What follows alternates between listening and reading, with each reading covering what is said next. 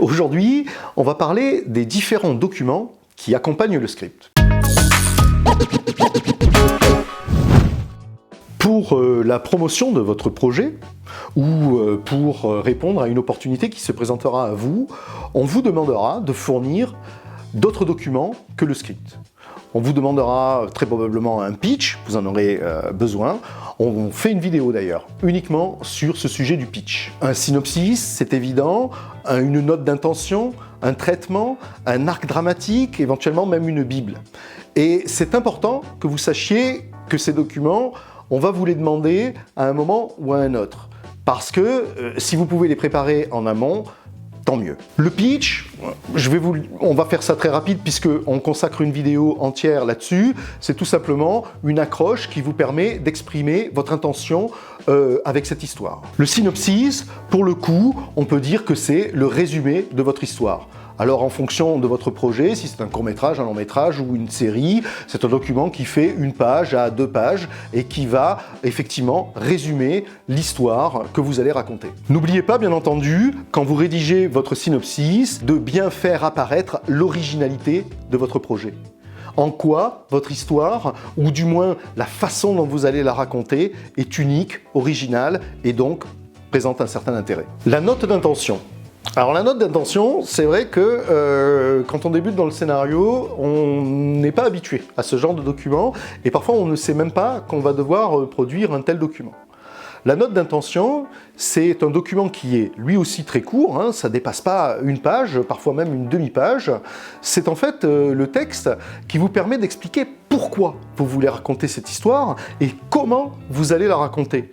Dans ce texte, vous pouvez parler de vos procédés narratifs, vous pouvez parler de vos intentions esthétiques, vous pouvez parler de vos références et vous pouvez mieux, on va dire, cerner votre projet de façon artistique. C'est plutôt un document qu'on va vous demander.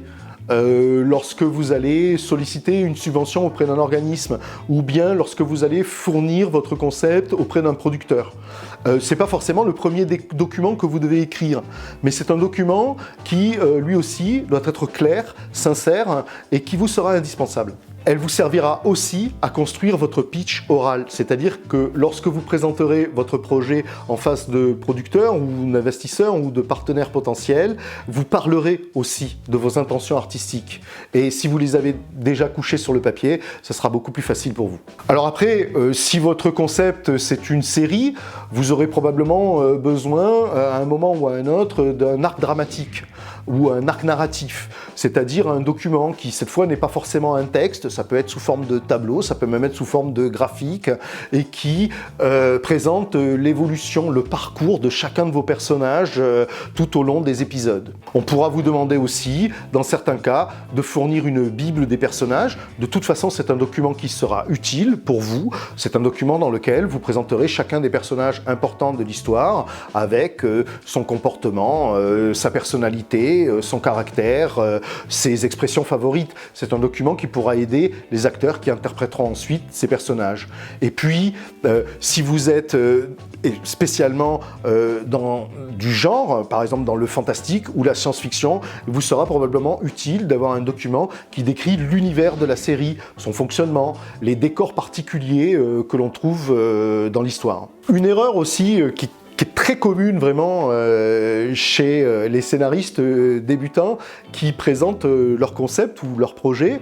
Et c'est une erreur qui est tout à fait naturelle parce qu'on est tous très fiers de ce qu'on fait, c'est d'investir d'entrée de jeu dans un très beau dossier sur papier glacé tout en couleur qui présente la série et son concept. Il est souvent trop tôt pour faire ça.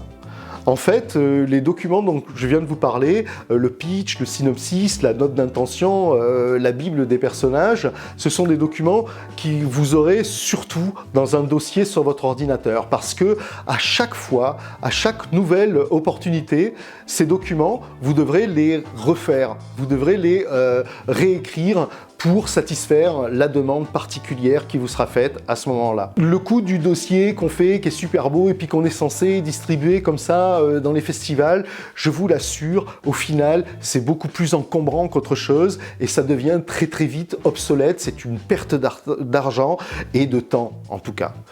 En revanche, un autre document qui vous sera utile très vite si vous voulez visiter des festivals, si vous voulez vous rendre à des événements pour rencontrer encore une fois des partenaires ou des producteurs, c'est ce qu'on appelle un one page. C'est un document assez simple à faire sur lequel vous mettrez le titre de votre projet, son format, son genre, une illustration et puis votre pitch tout simple qui, en quelques phrases, présente votre concept. Bien entendu, n'oubliez pas sur ce document de mettre votre contact. Je sais que ça peut paraître idiot, mais j'ai déjà vu des gens distribuer des one page sur lesquels ils n'avaient pas mis au moins un email ou les contacter. C'est un document dans lequel vous pouvez investir, qui peut vous être utile effectivement si vous vous rendez à certains événements.